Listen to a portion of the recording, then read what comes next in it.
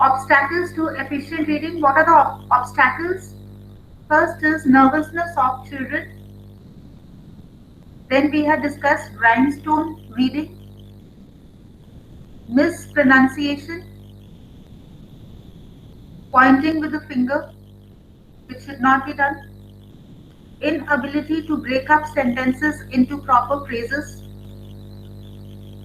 stammering, huskiness,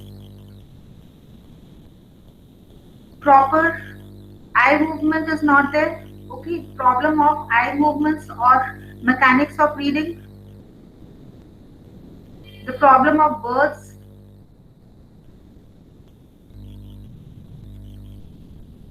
the problem of structure, we had discussed, problem of script. Next is the problem of interference from the mother tongue. Many students carry with them the faults of wrong eye movements, lip movements, too many pauses they use while reading. So these are the problems because of the interference from the mother tongue. Because they only keep on speaking mother tongue and they do not practice the speaking of English language. After you write down all these obstacles in your answer, you also have to mention how these can be overcome. So developing reading habits among the students is the job of the teacher. The teacher should be a good reader for the students. She should act as a role model for the students. Proper guidance. You should explain all these points in your answer. Okay, I'm only giving the heading. Proper guidance should be given to the students. How they have to read. They have to be told about the correct posture of sitting by reading or standing by. How they have to move their eyes. Correct movement of eyes. Correct lip movement. Okay, all this the teacher has to guide the students.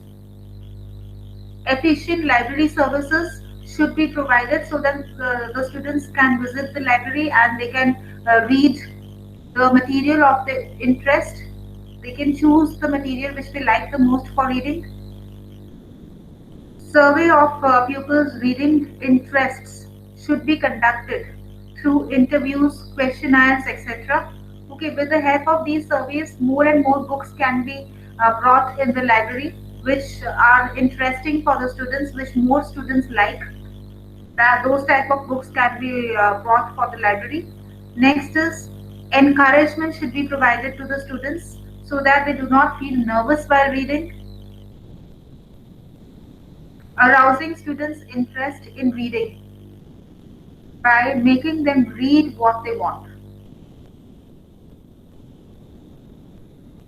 The use of class bulletin board for displaying material for reading, like newspaper cutting, magazine cutouts, etc. So the students should be given the opportunity to read the bulletin board or the brown board which is there in the classrooms.